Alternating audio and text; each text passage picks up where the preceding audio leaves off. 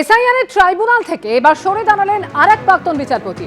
অসুস্থতার কারণ দেখে সরে দাঁড়ালেন প্রাক্তন বিচারপতি রঞ্জিত বাগ।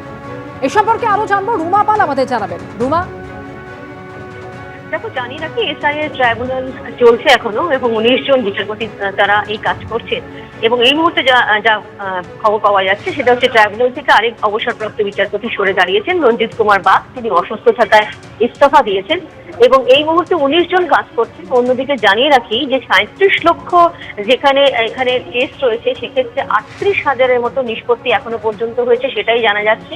তবে এটা ঠিক, আরো একজন বিচারপতি সরে দাঁড়ালেন, অসুস্থ রয়েছেন, সেই কারণে ইস্তফা দিয়েছেন।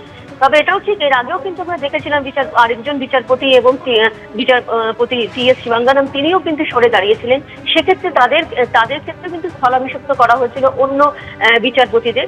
সেক্ষেত্রে যেহেতু বিচারপতি একদম রঞ্জিত কুমার বাগ তিনি সরে দাঁড়িয়েছেন, অসুস্থ থাকায় তিনি ইস্তফা দিয়েছেন, অবশ্যই তার ক্ষেত্রে পরবর্তীতে অন্য কোনো বিচারপতি আসবেন। তবে এই মুহূর্তে যেটা রয়েছে সেটা হচ্ছে 38,000 কিন্তু এখনো পর্যন্ত নিষ্পত্তি হয়েছে। 37 লক্ষ যে সমস্ত কেস ট্রাইব্যুনালে গিয়েছিল, ভোটার লিস্টে যারা ট্রাইব্যুনালে গিয়েছিলেন, যারা কিন্তু এখনো পর্যন্ত যাদের নিষ্পত্তি বিচারপতিরা করছেন, সেটা কিন্তু এখনো কাজ চলছে। ধন্যবাদ রুমা।